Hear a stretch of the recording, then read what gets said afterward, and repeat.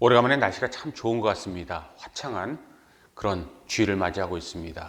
캐나다가 3월과 이제 4월이 다 되고 있는데 날씨가 굉장히 안 좋아서 눈이 오고 비가 오고 바람 부는 그런 날로 참 맑은 날을 보기가 어려운데 오래간만에 맑은 날을 보는 것 같아서 참 마음이 가벼워집니다.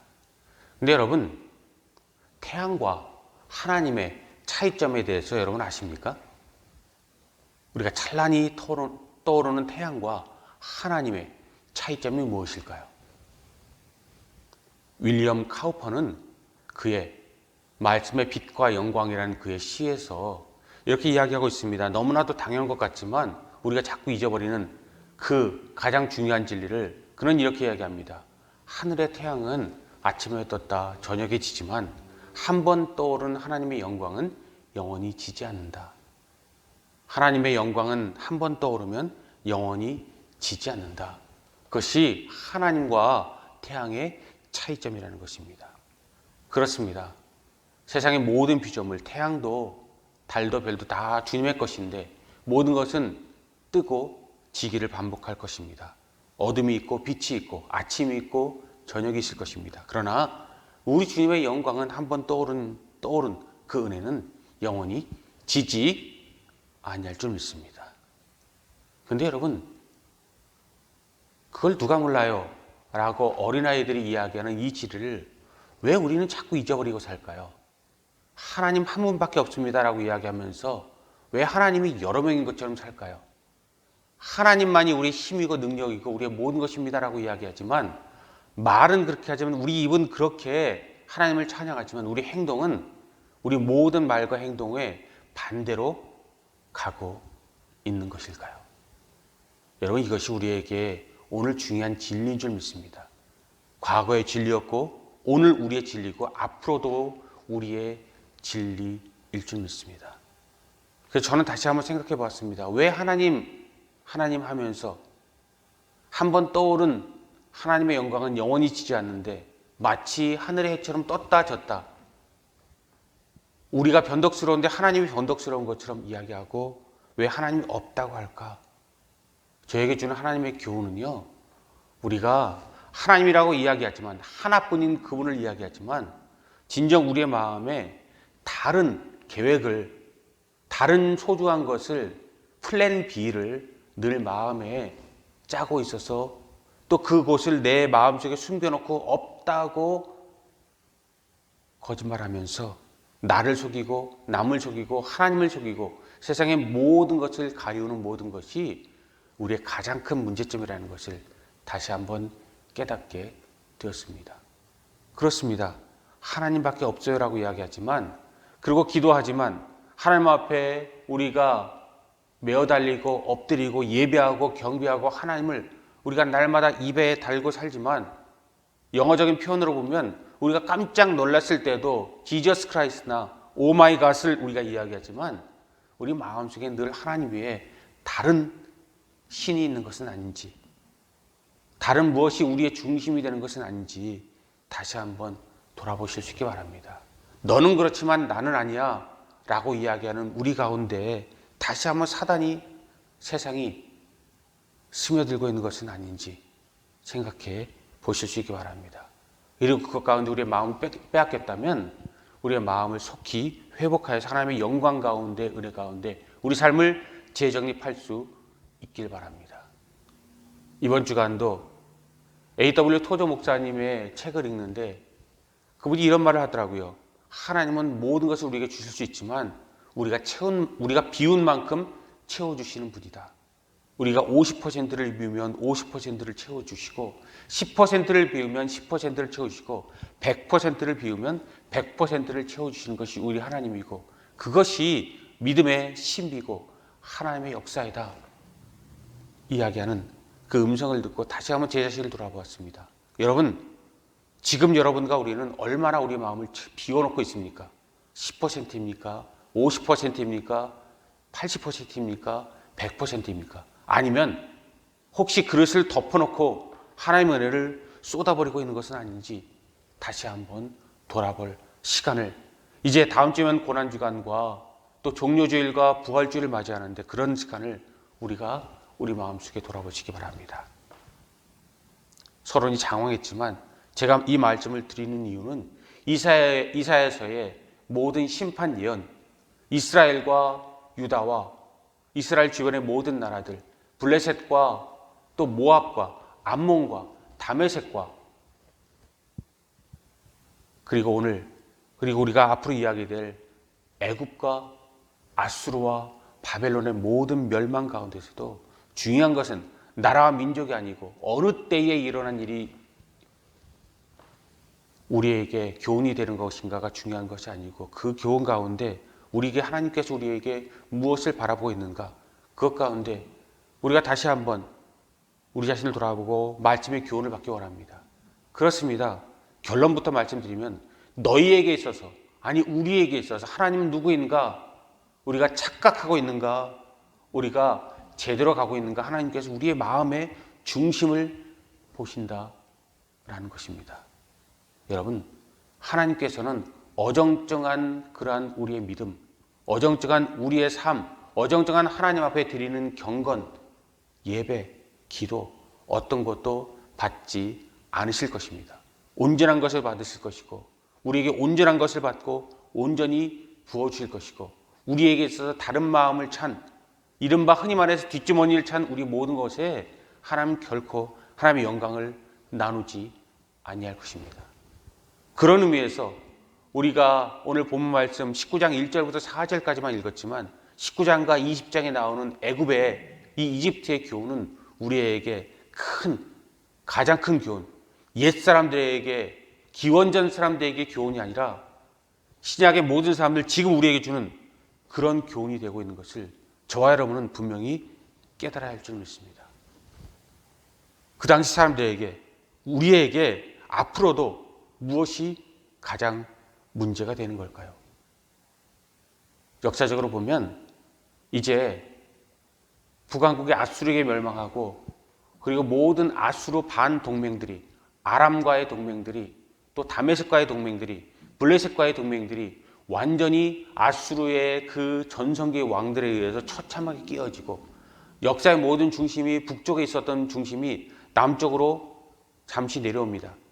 이제 남왕국 유다와 그리고 또 남쪽의 가장 큰 세력인 이집트가 그 모든 고대 근동의 중심지가 되어서 그것이 모든 근동의 중심이 되어집니다. 하나님의 나라 유다, 그리고 원래부터 있었던 남쪽의 강대한 제국을 형성했던 이집트, 그리고 이집트 왕조를 무너뜨리고 그것에 다시 한번 이 에티오피아 25 왕조를 세운 그러한 구스 왕가, 구스와 이집트, 즉 에티오피아와 이집트가 합쳐진 그곳에서의 강력한 힘과 동맹이 세상의 마지막인 듯이 보여집니다. 그래서 자연히 하나님을 섬기는 애굽도, 하나님을 섬기지 않는 애굽도, 그리고 하나님을 섬기는 남아국 유다도 둘 간에 서로의 밀접한 그러한 접촉과 함께 살 길을 모색합니다. 그래서 이스라엘은 애굽에게 동맹을 요청하는 것은 물론이고 이집트도 남아국 유다에게 거듭거듭 동맹을 요청해서 뜻이 통하고 아수르에 대한 그러한 반대적인 동맹과 힘을, 군사적인 능력을 함께 키워나갑니다.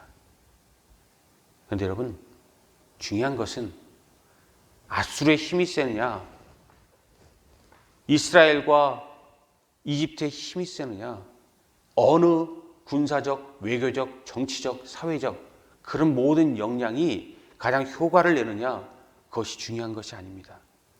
성경이 우리에게 이야기하는 것은 하나님의 뜻이 어디 있느냐, 그것을 이스라엘에게 묻고 지금 우리에게 묻고 있는 것이라는 것입니다. 미국의 힘이 강성하건, 러시아의 힘이 강성하건, 중국의 힘이 강성하건, G7의 힘이 강성하건, 어느 나라의 모든 것, 어떤 것이 세상을 지배하건, 한 나라 안에서도 누가 가장 높은 자리에 올라서 권력과 또 힘을 가지고 있건, 그리고 그것에서 세상이 어떻게 휘둘리건, 중요한 것은 대통령이 아니고 어느 열국 중에 힘 있는 나라가 아니고 가장 중요한 것은 왕들의 왕, 신들의 신, 오직 한 분이신 그분의 뜻인 줄 믿습니다. 그러므로 이사야는 하나님의 뜻을 이스라엘과 우리에게 선포하고 있는 것입니다. 무엇이 중요한가? 너희들의 중심이 무엇인가? 너희들의 어중간한 착각이 무엇인가? 너희들에게 있어서 너희들이 오늘도 넘지 말아야 할 선을 넘은 것이 무엇인가? 그것을 이야기하고 있다는 것입니다. 그렇습니다. 하나님께서 모든 것을 계획하시고 그 모든 역사를 이뤄가십니다. 그런데 이스라엘이, 북왕국 이스라엘이, 남왕국 유다가, 통칭 하나님의 모든 백성들이 하나님에게 등을 돌리고 엉뚱한 길로 나아가고 엉뚱한 해법을 찾습니다. 다른 나라들도 마찬가지입니다. 고대 근동의 아람도, 블레셋도, 다메섹도, 애굽도 마찬가지입니다. 그래서 이길 듯이, 그래서 모든 문제가 해결될 듯이 그들은 모든 계획을 짜고 계획 가운데 그들 나라의 미래와 청사진과 능력을 그리고 그들의 승리를 점치며 미소 짓고 있습니다. 그리고 이겼다, 미리 선포하고 이만하면 이길 수 있어 라고 자만하고 있는 그런 모습을 우리가 말씀 중간중간에 엿볼 수 있습니다. 근데 여러분, 정말 중요한 것, 하나님께서 계획하신 모든 것은 거기 있지 않았고 그것을 이사야는 어느 누구의 눈치도 보지 않냐고 정확하게 찔러대고, 특별히 하나님의 백성이 이스라엘에게, 남유다에게, 히스기야 왕에게, 그리고 이스라엘을 찾는 사절단들에게 분명히 지적하고, 너희들의 뜻이 이루어지는 것이 아니라 하나님의 뜻이 이루어져. 하나님의 뜻이 반드시 이루어지고 너희들이 하나님이 계신 것을 알게 될 거야. 말씀을 통해서, 예언을 통해서 그들에게 장차 일어날 일에 대한 확고한 하나님의 말씀과 또 그 예표를 통해서 그들에게, 그리고 오늘 우리에게 교훈을 주고 계시다는 것입니다. 그렇습니다. 하나님은 계획하셨습니다. 이스라엘을 바꿔놓기로 계획하셔놓습니다. 그리고 하나님 백성인 남유다가 이제 북왕국이 우상 가운데 722년에 멸망하고 남왕국 유다만 남았는데, 남왕국 유다를 하나님께서 구원하시려고, 또 그것을 넘어서 이스라엘의 근방에 있는 모든 열방도 함께 주님께서 구원하시려는 하나님의 전 우주적인 그리고 세계적인 하나님의 구원 계획 가운데서 하나님은 계획을 분명히 실천하고 계시고, 그 모든 가운데 하나님의 누구이신지, 무엇이 가장 중요한지를 보이는 사건이 애굽에 대한 예언이고 애굽의 수치의 사건인 줄 믿습니다. 그렇습니다. 이스라엘은, 하나님의 백성은 하나님 외에 다른 답을 찾으면 안 되는 백성이고 하나님께 그를 용납하지 않으십니다. 다른 나라라면 몰라도 하나님께서 열방 가운데 정말로 이름도 빛도 없는 이스라엘, 아브라함으로부터 시작된 작은 나라, 작고 작은 나라, 그 나라를 하나님께 키우셔서 적과 꿀이 흐르는 땅, 이스라엘 땅을, 가나안 땅을 그들에게 주셨지만 여전히 제국들에 비하면 별 볼 일 없는 그들을 세계 중심으로 세우는 그런 가운데서 그들의 마음을 정결케 하고 그들을 세우기 위해서 그들을 흔들고 열방을 흔듭니다. 이집트의 모든 것도 우상과 그들의 자만이겠죠. 그러나 궁극적으로 하나님은 이스라엘에 대한 모든 포커스 가운데 애굽을 무너뜨리는 것이 어쩌면 하나님의 사람들의 그러한 믿음 없는 부끄러운 불신앙 때문이라는 것에 더욱더 우리는 눈을 뜰 필요가 있습니다.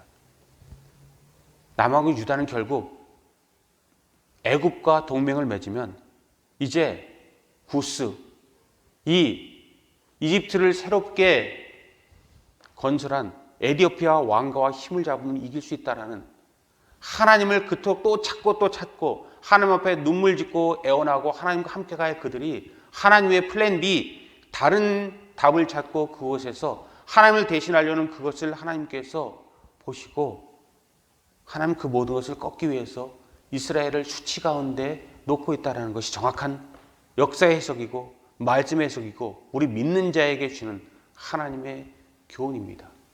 그렇습니다. 이스라엘의 마음은 벌써 이집트로 넘어가 있습니다.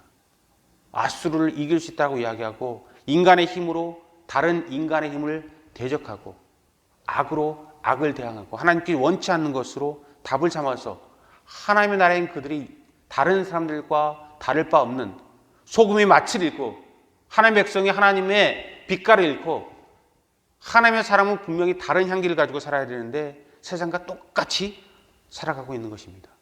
그래서 하나님은 그 모든 것에서 채찍을 넣으십니다. 오늘 우리가 19장 1절부터 4절까지 읽었지만 1절에서부터 하나님께서 말씀하시는 것은 내가 나의 모든 계획을 이스라엘에게 베풀이라. 영적인 와해를, 영적인 그러한 하나님의 분노를, 하나님의 계획의 출발점을 그들에게 이야기합니다. 그리고 1절부터 4절까지 그들의 사회적인 와해를 이야기합니다. 우리가 읽지 않았지만 5절부터 19절까지는 경제적인 와해를 이야기하고 11절부터 19절까지는 정치적인 와해, 다시 한번 영적 국가적 무력화, 이집트가 아무것도 아닌 무력한 종이 호랑이, 허수아비가 되는 모든 과정을 하나님께서 이루십니다. 사회적으로 서로 치고 받고 서로 가운데 이집트 안에서 하나 되지 못하는 그러한 역사를 하나님께서 이루시겠다고 이야기하고 실제로 이집트는 12왕조로 나뉘어서 12부분으로 나뉘어서 서로 경쟁을 하게 됩니다. 경제적으로도 이집트의 가장 부요의 상징은 나일강이었습니다. 그런데 5절 말씀은 나일강의 마름을 이야기하는 것은 경제적으로 최악으로 다들어서 이집트 자체를 어쩌면 심한 말로 해서 씨를 말리겠다라는 그런 말까지 하나님의 강력한 분노를 쏟아놓고 있고 독재자가 그들 앞에 서서 그들을 다스릴 것을 이야기하고 있고 그들은 최선을 원하지만 최악의 결과 오히려 그들을 더욱더 최악의 순간으로 몰고 가게 될 것을 이야기합니다.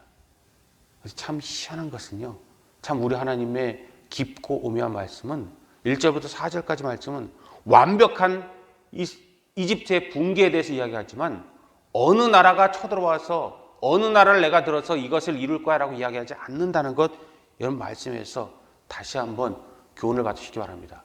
내가 아수를 들어서 너희를 멸망시킬 거야. 내가 바벨론을 들어서 너희를 무너뜨릴 거야. 누구를 들어서? 내가 아수르의 왕 사르곤 2세를 들어서, 사르곤 5세나 사네립이나 누구를 들어서, 그 군대 장관을 들어서 내가 멸망시킬 거야 이야기하지 않습니다. 누구를 내가 도구로 쓰지 아니하고 내가 너희를 칠 거야. 내가 너희를 무력화시킬 것이고 내가 너희에게 모든 것에서 마지막 종말을 선포할 거야 라고 이야기하고 있다는 그 무서운 하나님의 말씀입니다. 그렇습니다. 역사는 어느 나라가 어느 나라였고 어느 제국이 어느 제국을 삼켰고 아수르 제국 다음에 바벨론 제국이 있고 바벨론 제국 다음에 페르시아 제국이 있다라고 이야기하지만 성경은 하나님께서 어떤 나라건 어떤 민족에 쓰셔서 있게도 하시고 없게도 하시고 그 모든 것을 이루기도 하시고 이루어진 모든 것 가운데 새로운 변화를 하나님께서도 유도해 나간다는 것입니다. 그러면 여러분 정말 저와 여러분 오늘 애굽의 멸망에서 기억할 것은 그들이 몇 년도에 누구에 의해서 멸망했고 어떤 전투에서 실패했는가, 어떤 영향력이 이스라엘에게 미쳤는가, 그 역사적인 그러한 연대표가 아니라 정말 우리에게 있어서 애굽의 멸망은 하나님과 이스라엘 사이에 있어서 가장 큰 그 당시에 장애물이었으므로 하나님께서 치우셨다고 볼 수 있는데 그들에게는 좀 섭섭할지 모르지만 진정 하나님과 하나님의 백성들과의 관계에 있어서 가장 큰 장애물을 치우시는 것이 애굽의 멸망이었다고 볼 수가 있는데 그것에서 우리에게 주시는 교훈은 우리에게 있어서 하나님과 우리 사이에서 가장 큰 장애물이 무엇인가? 하나님이 그것을 저와 여러분에게 보기 원하신다는 것입니다. 여러분과 하나님 사이에 있어서 저와 하나님 사이에 있어서 우리 교회와 하나님 사이에 있어서 세상과 하나님 사이에 있어서 가장 큰 장애물이 현재 무엇입니까? 이스라엘에게 이집트가 그 당시 가장 큰 장애물이었듯이 우리의 가장 큰 장애물이 분명히 하나님과 우리 사이에 놓여있고 하나님과 우리 사이를 가리게 될 것이고 그럴 때 우리의 모든 것은 붕괴되어 무너져 내릴 것이라는 것입니다. 세상의 가장 큰 슬픔, 지금 현대 사회의 가장 큰 아픔과 부끄러움은 하나님을 두려워하지 아니함인 줄 믿습니다. 하나님 앞에 모든 것을 맡기지 아니함인 줄 믿습니다. 하나님 앞에 최소한 부끄러워하지 아니한 줄 믿습니다. 사적인 이야기지만 저희 이 교회에, 외국 교회에 렌트로 들어온 이 교회에 다시 한번 도둑이 들었습니다. 제가 얼마 전에 좀도둑이 들었다라는 말씀을 한번 드린 적이 있는데 다시 들어와서 이번에 좀 더 많은 물건을 훔쳐갔습니다. 근데 여러분, 교회 물건을 훔쳐가는 그분에게 잠시 경제적인 이득은 될지 모르지만 하나님을 두려워하지 아니하고 하나님의 물건을 그들이 가져다가 쓰는 그들에게 하나님은 결코 기뻐하는, 그들이 원하는 결과를 주지 아니하실 줄 믿습니다. 그들을 저주하지 않습니다. 그들도 어려우니까 그런 일을 벌였겠지요. 그러나 하나님의 전에 들어와서 하나님의 것을 손댄다는 것은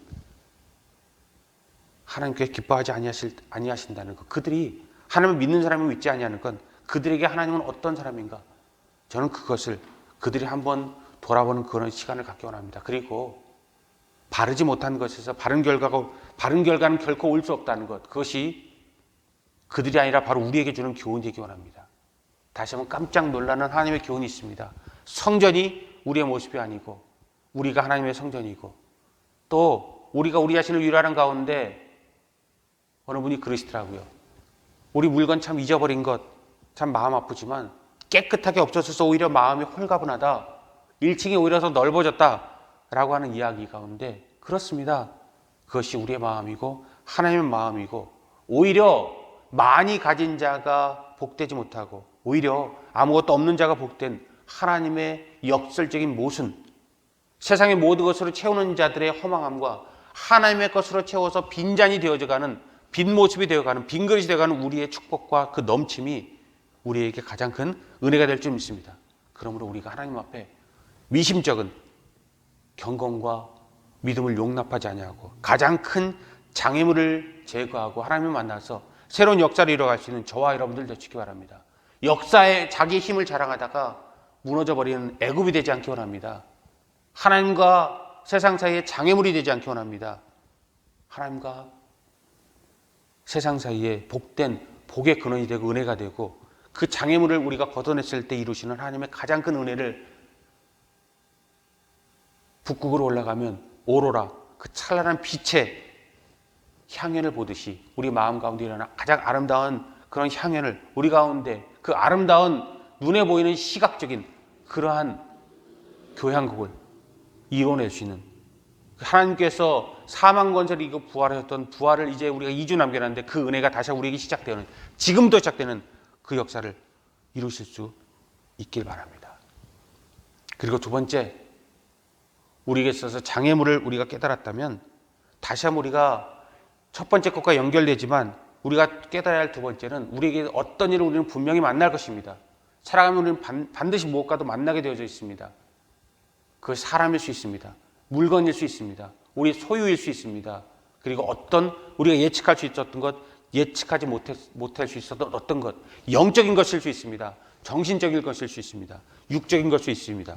그런데 여러분, 중요한 것은 하나님께서 그것을 무엇라고 평가하실 것인가, 무엇라고 평가하시는가, 우리의 그것에 가치 있다고 이야기하는가, 가치 있는 것이 아니라 험한 것이라고 이야기하는가, 하나님의 평가를 다시 한번 받아볼 수 있는, 그리고 하나님의 음성을 들어볼 수 있는 그런 저와 여러분들 되실 수 있기 바랍니다.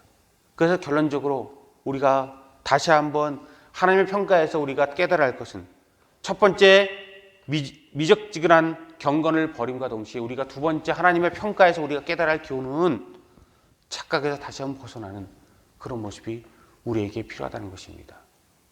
성형수술한 내 얼굴을 보고 나는 원래 이뻤어 라고 이야기하는 것이 아니라, 화장한 내 얼굴을 보고 나는 원래 이뻤어 라고 이야기하는 것이 아니라, 거울에 비친 내 원래 모습, 원래 내 본연의 모습, 하나님의 형상과 모양의 모든 모습, 영적인 내 모습, 은혜의 내 모습, 하나님께서 정말 보시기에 기뻤다고 이야기해서 우리 그 오리지널 씬이 아니라, 원제가 아니라 에덴 동산에서의 아담과 하와의 그 모든 모습처럼 우리 모습이 되는 그런 은혜로 우리가 하나님의 은혜 가운데 우리 모습을 하나님 앞에 온전히 발견할 수 있기 바랍니다.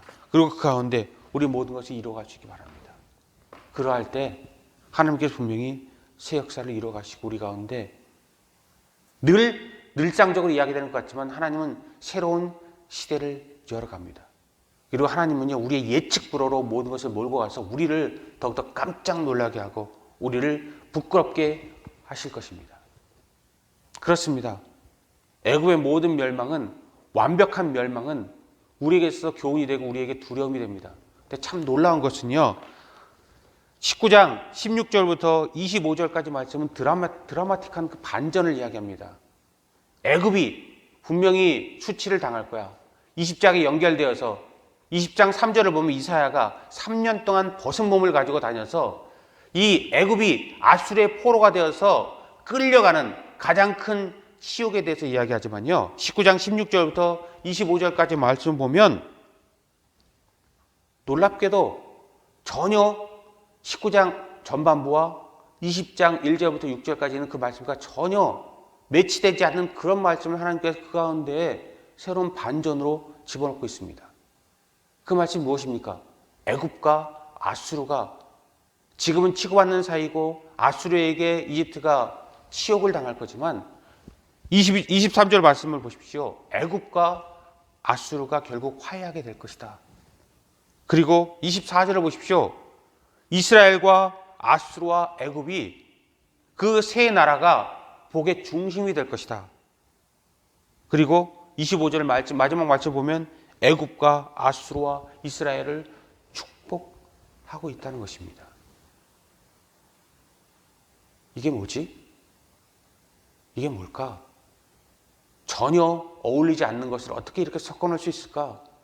생각할 수 있고 또 생각이 되어지는 것이 당연합니다.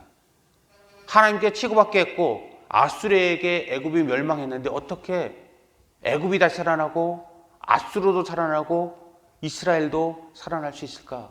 인간의 힘으로 할 수 없는 모든 것, 마치 부자가 천국에 가는 것이 낙타가 그 바늘길을 통과하는 것보다 어렵다고 이야기한 것처럼 미션 임파서블, 불가능한 이 모든 것을 하나님께서 어떻게 이렇게 자연스럽게 연결하고 있지? 라는 그런 맥락에 우리가 다시 한번 놀라게 됩니다. 그런데 하나님의 뜻은 애굽은 분명히 하나님이 쳐서 수치를 당하게 합니다. 역사는 그대로 하나님의 뜻대로 이루어집니다. 그래서 하나님께서 만군의 여호와가 온 세상의 주인인 하나님께서 모든 것을 주장한다는 것을 아수르와 애굽과 이스라엘에게 분명히 보이십니다. 그런데 하나님의 뜻은요, 애굽을 그냥 멸망해서 역사에서 지우는 것이 아니라 세컨 찬스, 두 번째 기회를 준다는 것입니다. 그들이 다시 살아나서, 그리고 악의 화신이었던 아수르도 다시 살아나서, 먼 훗날 어쩌면 바벨론도 다시 살아나서, 멸망해버린 북왕국도 다시 살아나서, 남아국 유다도 다시 살아나서 하나님의 땅 예루살렘으로 모여 하나님의 백성이 되는 그 은혜의 시대를, 하나님의 마지막 그 하나님 중심의 시대를, 하나님의 아버지가 되어지고 우리가 그분의 백성 되는 시대를 성경이 이야기합니다. 그래서 성경학자들은요, 왜 이스라엘뿐만 아니라 모든 열방들이 예루살렘으로 모여드는가? 예루살렘이 모든 열방의 중심이 되어지는가?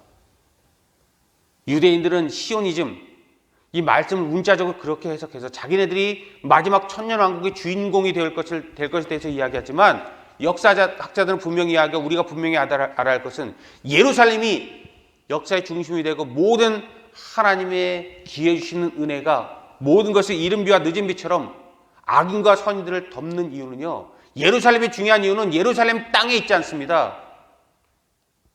그것이 황금적인 가치가 있는 명당자리가 되어서 그렇지 않습니다. 예루살렘이 이스라엘의 중심이 되는 것은요, 그분께서 그렇게 말씀하셨기 때문이고, 그분이 그곳에 계시기 때문이고, 그분의 인격이 살아 숨쉬는 땅이, 그분을 만날 수 있는 가장 하늘과 가까운 땅이 예루살렘이기 때문에 그렇다는 것입니다. 그렇습니다. 하나님이 그곳에 계시기 때문에 그곳이 빛나는 것이지, 그곳이 빛나는 것이어서 하나님께서 그것을 축복하는 것이 아니라는 그 사실을 우리는 잃어보지 말아야 합니다. 그렇습니다. 하나님이 캐나다에 계시면 캐나다가 예루살렘이 될 것입니다. 하나님 미국에 계시면, 하나님께서 남미에 계시면, 하나님이 아시아에 계시면, 한국에 계시면, 아일랜드에 계시면 어쩌면 태평양의 섬나라들, 통가나 피지나 우리가 잘 알지도 못하는 어느 산호초 같은 그 섬에 하나님이 그곳에 계시면 그것이 예루살렘이 된다는 놀라운 사실을 우리는 잊지 말아야 한다는 것이, 그것이 성경이 우리에게 말하는 그런 진리라는 것입니다. 그렇습니다. 그러므로 우리는 온전한 믿음을 하나님 앞에 보이고, 온전한 착각을 버리고, 우리의 플랜 B를 버리고, 우리 부끄러운 우리의 이중적인 생각을 버리고, 하나님은 우리의 이성에 임하지 않습니다.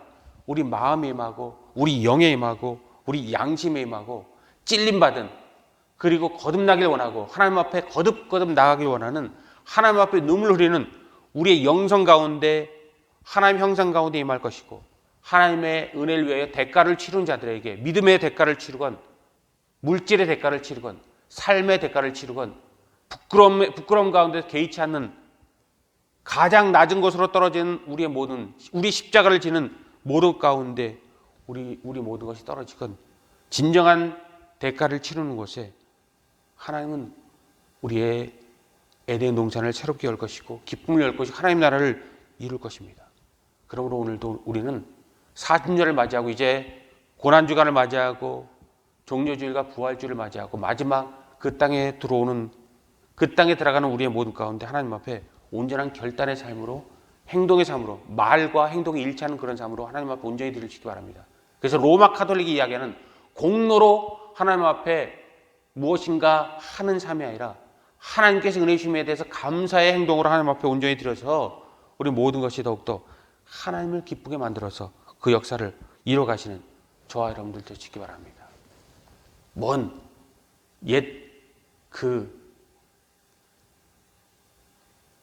옛날 시대 우리의 예화지만, 종려시대의 예화에 가깝지만, 이런 이야기를 마지막으로 말씀드리고 말씀을 마무리 지어볼까 합니다. 어느 왕을 태운 어느 한 나라에 당나귀가 있었습니다. 근데 당나귀를 타고 왕이 성을 늘 한 바퀴씩 돌면 모든 백성들이 환호를 지릅니다.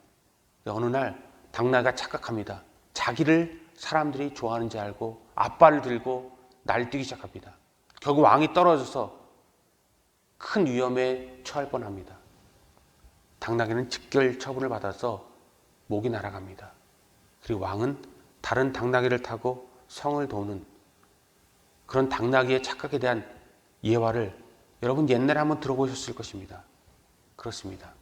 우리의 모든 모습이 그러합니다. 하나님께서 우리에게 임할 때 우리가 복된 것이고, 하나님께 우리 임하지 않으면 우리는 아무것도 아니라는 것을 다시 한번 기억합시다. 그리고 하나님이 없는 대제국 아수르와 애굽의 공함이 우리의 최종 목표가 아니고, 하나님이 계신 그곳 남원국 유다, 그리고 히스기야 왕의 그 눈물, 이사야의 눈물, 가난한 과부의 눈물, 그리고 이름 없는 자의 그러한 하나님의 옷깃을 붙잡은 그것이 우리의 믿음의 진실이 되어지고, 하나님을 놓지 아니하는 그런 사람이 되어서, 하나님께서 찾으시는 마지막 그 사람이 우리의 모습이 되어서 하나님의 가장 큰 복된 복의 근원이 될 수 있기를 바랍니다. 19장 하반부에 나오는 아수르와 애굽과 이스라엘이 복의 근원이 될 것이라는 것이, 이곳에 계신 한 사람 한 사람, 이준구와 곰미와 이정은과 우리 교회의 한 사람 한 사람의 진정한 크리스찬의 이름과 그 12기둥들이, 은혜들이, 그리고 성경에 말하는 모든 바알에게 무릎 꿇지 않은 7,000명의 모든 역사가 성령의 역사를 이뤄가시기 바랍니다. 그렇습니다.